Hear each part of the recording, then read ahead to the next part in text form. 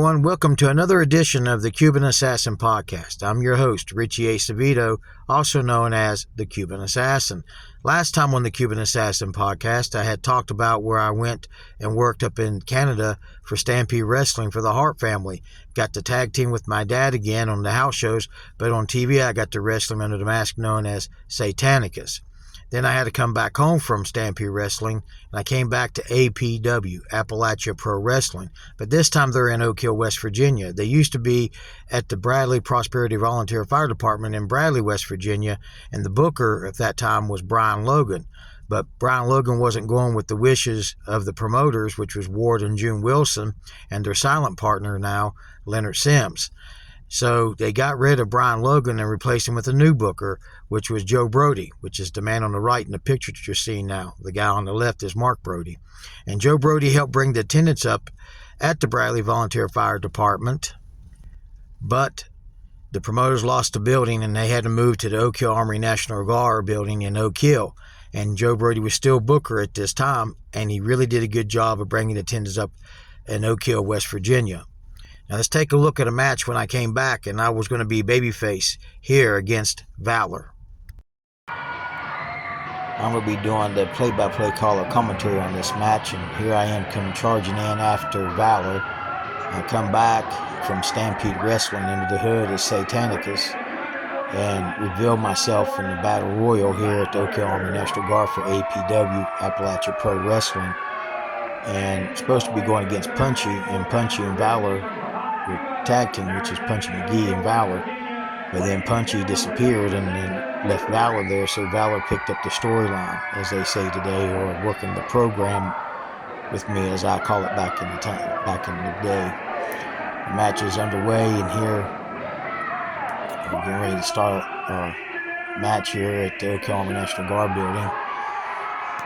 This is where I had my match with Blazing Bobby Blaze a few episodes back, which is a lot of history for me here in my hometown of Oak Hill, West Virginia, and for APW to move from the Bradley Prosperity Volunteer Fire Department and move here to Oak Hill Army National Guard building in Oak Hill was a tremendous thing for me, because I could just literally walk down to the armory, which I had done many times, just pull my gear bag from my home.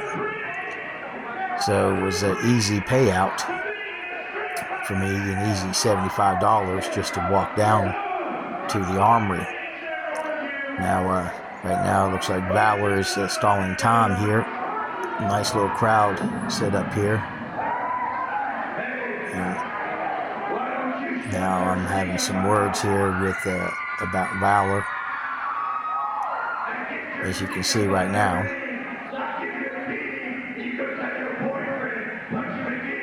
I'm just letting you guys hear the comments I'm making. And a lot of my friends and family, at this time I was driving taxi for City Cab, Ray City Cab. So it allowed me to have a flexible schedule to be able to work and to be able to, well, you see I'm chasing out of the ring right there, doing the old Bruiser Brody routine. Yeah, I picked up little things from different wrestlers for what I do in the ring every now and then. Now I'm coming out, going after Valor here. He's going back into the ring. And now he's trying to hide behind the referee, and he slides out and hit the rope here. And then I'm telling the referee to get him inside the ring. I got my Commando Elite shirt that I used in ACCW, Atlantic Coast Championship Wrestling, when the Bounty Hunter and I teamed up together, and we're part of the ACCW Four Horsemen. And here I come back in the ring, and Valor's hiding behind the referee. I really enjoyed wrestling Valor. Valor was an easy guy for me to really wrestle with in the ring here. And now I got a hold of him right here, and the official, Eric Foster, is getting me to break the hold. The official of the match is Eric Foster here. And at this time, Joe Brody is the booker for APW, Appalachia Pro Wrestling. He replaced Brian Logan. Brian Logan was the first booker, but there were disagreements between Brian Logan and Ward Wilson and Leonard Sims over at the Bradley Prosperity Volunteer Fire Department in Bradley, West Virginia, where they were running originally. So they replaced him with Joe Brody. Here I am chasing Valor here around the ring here, and Joe Brody helped build the attendance up there in Bradley, and then they lost a building at the Bradley Fire Department, and then moved on to Oak Hill Army National Guard building, which was a actual godsend to APW, because we had more fans, because it was local, and Oak Hill was actually the capital of wrestling in West Virginia due to the fact of Saturday Night Wrestling at WOY TV4. Now we have the collarbone top right here, finally an actual start of the match, and jockeying for position here, and it's an even breakaway here, and Valor showing his strength. Now Valor was in really good shape, and he was also a very strong guy. Now I'm chasing Valor again. And Valor made it fun for me because I didn't have to do a whole lot in the match. And he plays this cowardly heel, which is wonderfully done by Valor. And Valor didn't last too much longer in professional wrestling, and it's a shame because he was a very talented wrestler, and he could have went places. But we'll never know now, because I've seen that a lot through my wrestling career, over 35 years of professional wrestling. Here we go, we got collar elbow top again, jockeying for position here. And I shove Valor off, and Valor goes down. And now he's sitting here looking at the official Eric Foster, telling him that I pulled his hair, using my old routine. And I'm the babyface. I'm normally the babyface in my hometown. Now collarbone top again. And this time I get him back underneath, and I get him in the back arm bar to a side headlock here. And I do a drop toe hold onto him, and I give him an elbow drop. And he goes and he takes a quick powder outside the ring there. And Eric Foster telling me to get back. I'm telling him to get him in the ring. So I'm going after Valor here, chasing around. And I catch him. Well, I thought I caught him, but now I got him here, and I take his head to the top turnbuckle here in the corner. Big old scoop body slam on Valor there by me. And I'm going as the Cuban Assassin #2 here, because my dad came out of retirement to team up with me, and I had just gotten back from Stampede Wrestling. And now I'm getting Valor here for, looks like a power driver attempt. And I'm asking the fans, maybe I'm getting ready to do the Razor Ramon. I pick up Valor here and give him a power driver. And that should be the match right there. I'm sitting here yakking with the fans here when I should be covering right there. I should have covered, and that would have been 1, 2, 3. My mistake on my part, and I throw him out of the ring. Of course, a lot more heel on me. Even when I'm a baby face, I'm still a heel.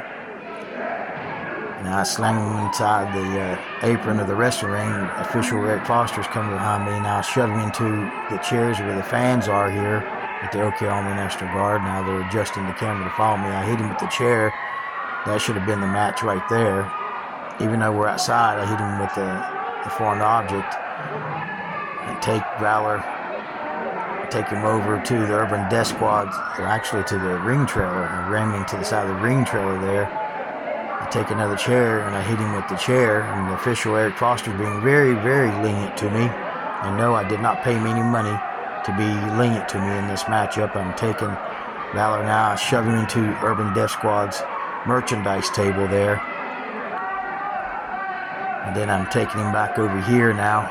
Take him and slam him to another merchandise table. I don't know which wrestler has that merchandise table. I hit him with some object there. I can't tell what it was. I take him over now. I'm at the concession table now, where the Tom Riley's concession table is, and you can't see. I'm out of camera view, but the fans are watching as I'm taking Valor all around the Army National Guard. There's a good video. A view of Zach Worthington. He asked where I used the chili dogs coleslaw onto Valor. I take him, run me into the trash can over here by the door entrance, and everybody's falling around to see what's going on. And then this was a fun little match. I just took him all over the place. Basically, what I was doing here is my dad's old routine that he did up in Atlantic Grand Prix Wrestling.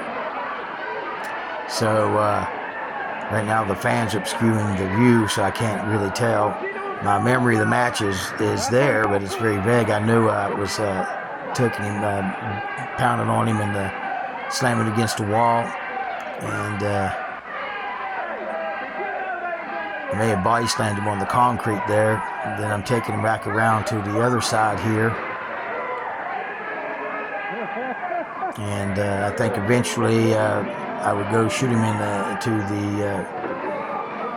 the brick wall, and he would reverse it on me. He actually slammed into a door there, and on the side there, and Valor would get the upper on me too at this point too, and here I'm slamming over on the table. I'm taking him all over the place. Now I move the table, and I'm using everything I can, choking him with everything I can grab. I'm using every single thing I can get my hands on Valor. I'm trying to make a mockery out of him for he and Punchy McGee making fun of me while I was gone in Stampede Wrestling.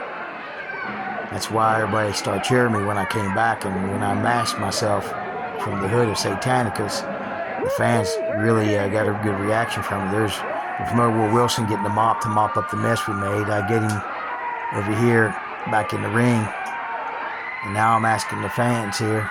I'm in the ring, and he's begging me. I give him a boot to the gut, big old closed fist right there, and as you can see, I'm just getting on top of Valor here. Give him a close fist here. He's fighting back on me now. I'm into the corner here. Valor slowly coming over to me in the corner. Gives me a knee to the midsection, followed by another one. Gives me a big old knife edge single hand chop there. Gives me another one right there. Then I grab him, throw him in a turnbuckle, and give him one. And ask the fans if they want more. I give him another one. Irish whip out of the corner here. I take him in, he comes out, and I give him a big old hip toss there. He gets up, I pick him up and scoop, and I'm twirling him around. His body slam cover 1, 2, and he kicks out right there. Now he rolls out of the ring. I go back outside the ring here, and I'm going after him and taking him to the wall here. And can't tell from this vantage point, but I think I go throw him in the wall, and he reversed it and got me in the wall. Possibly, I'm not sure. I can't tell. My memory is somewhere there that happened in the match. And now it looks like Valor is on me.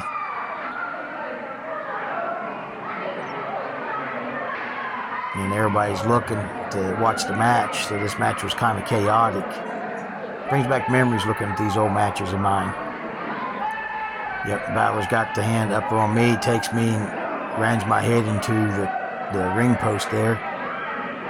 And that's where I went to shoot him in the brick wall, and he reversed, and I went to the brick wall. Now he's giving me some big old stomp kicks right there. And I'm trying to fight back here. The official, Eric Foster, is trying to get us back into the ring. I'm in the ring. Valor follows me into the ring. He gets on me here, slams my head to the top turnbuckle. Now Valor has the advantage on me here. He picks me up. Irish whip off the ropes. He gets me in an indomitable stretch here. And he's got me right here. And Eric Foster's asking me if I want to submit, and I'm saying no. And now Valor's grabbing the rope using actual leverage to put more pressure. He lets go as Eric Foster looks up. Didn't see anything. Eric Foster's still asking me if I want to submit, and he's working that ab and my ribs there. Now he's grabbing the rope again, applying more pressure. Eric Foster looks up and still doesn't see him holding the rope, as I was complaining about the extra pressure. Now Valor has the rope, and now Eric Foster sees it. He kicks his arm, and I reverse him into a hip toss right there. And now he's slowly getting up. I'm slowly getting up. And he gives me a clothesline, takes me down right there. Now I was driving taxi. Like I said, it was flexible for me to be able to do my wrestling and driving taxi. He goes down for a count, and only gets a count of 2 as I kick out. Now Valor's complaining to the official Eric Foster here, saying it should have been a 3. He gets me up here. Irish whip off the ropes. Gets me in the sleeper here. And I'm trying to fight out of this sleeper hold he's got me here. He's got the sleeper applied on me right here. I was having a good time here because I was wrestling both for APW, Appalachia Pro Wrestling, and I started wrestling for NCW, Nationwide Championship Wrestling. And there'll be a little controversy about a TV deal, which I'll be explaining here in just a little bit. But I was trying to shoot an idea for Ward and Leonard to do public access TV, taking the video and just add commentary to it and put it on Hometown Productions on the local access channel. And unknown to me, Brian Douglas and Eric Foster were going down trying to get another TV deal done down at Huntington Charleston, WHCP TV, which is the WB network back then. I give him a couple big elbows here. I go hit the ropes. I duck his clothesline. He gets me in the sleeper again to a side headlock. I pick him up, give him to a side suplex there, or side slam as some people will call it. And now the official Eric Foster is doing the standard 10 count. We got a count of 10 to get to our feet. It can be considered like a knockout, basically, if one stays down, the other one makes it. But we're both slowly getting to our feet here. And now the count is stopped. I block his punch. I give him a couple of my own here. Now I'm getting on to Valor here. I get him Irish whip off the ropes here. I give him a big old backdrop there on the Valor. I grab him again, pull him over for a pin. 1, 2. Only a count of 2 as Valor kicks out right there. I'm on to Valor here. Irish whip off the ropes again. I pick him up, big old power slam there. Now, trying to gather myself, I go for a cover. Only a count of 2 there as Valor kicked out right there. I'm kind of getting frustrated. But we're both wore down now. Valor gets on me, hit me in the midsection here. Picks me up for a scoop body slam here. And now it looks like Valor's going to go outside and probably go up to the top here on the top turnbuckle of the ring as he's climbing up to the top here. Eric Foster, the official, gave him the standard 5 count to get off the top there. I'm trying to get up. Valor comes over with the crossbody. I roll over and I grab the hook to leg 1, 2, and 3. And there, I'm victorious. I win the match. The winner of this match is me, the Cuban Assassin, number 2 over Valor.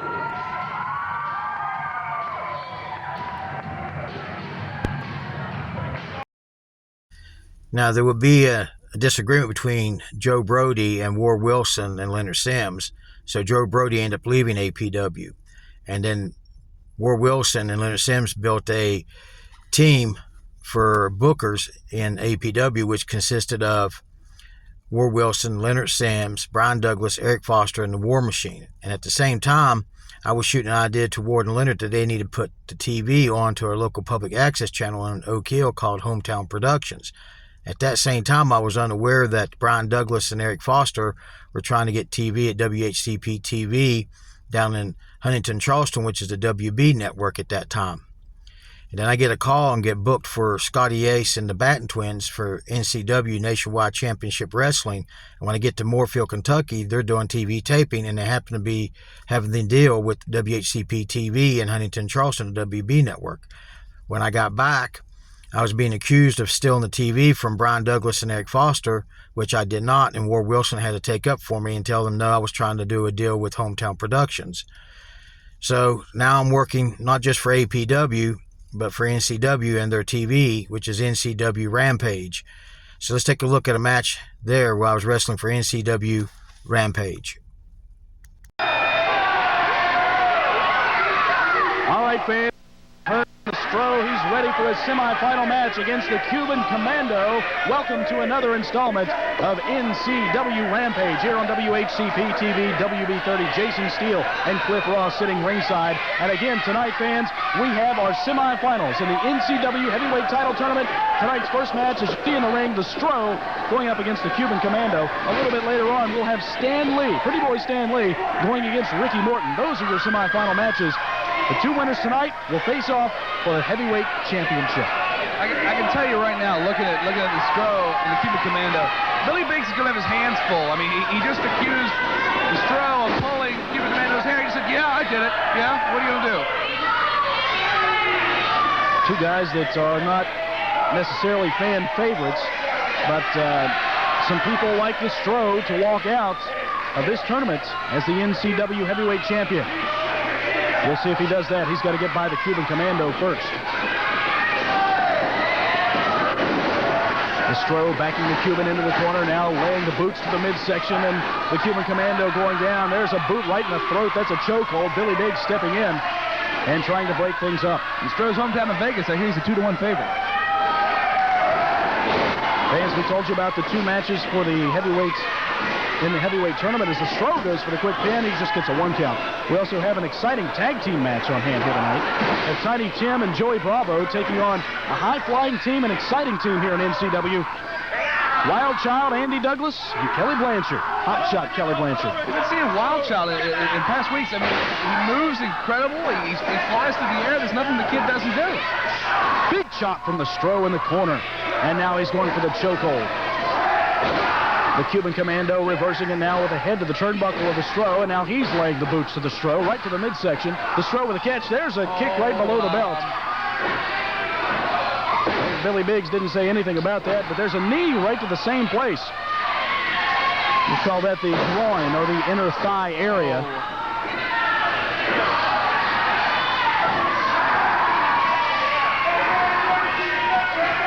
And now the Stro. But this could be a submission hold as the Cuban is down. Now he rakes the eyes of the Stro to break the hold. These two guys got together for this matchup. The Stro got a win in the first round a couple of weeks ago. Fans, you may remember that matchup as he beat Kelly Blanchard, and the Stro with a big chop and a big punch right to the forehead.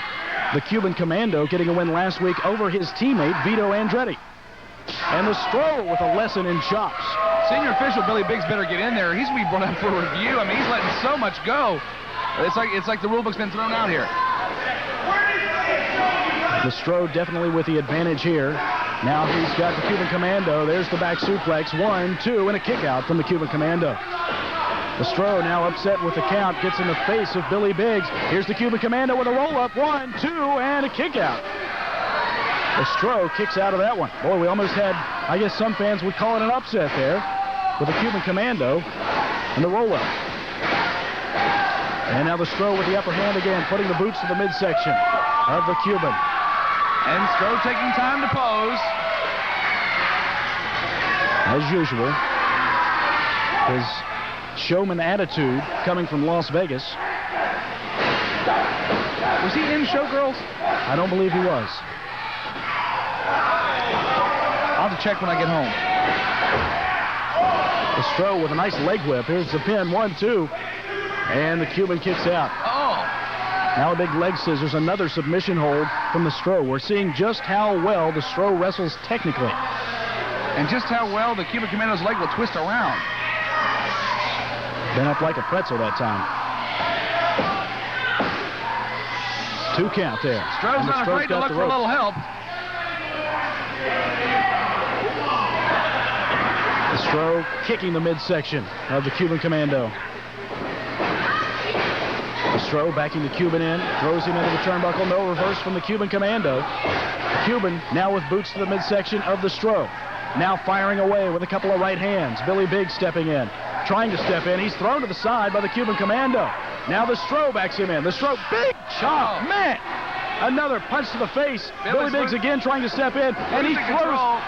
Billy Biggs is calling for the bell. Oh my God. And now Action's the heading Cuban outside Commando the ring. is throwing the Stro out.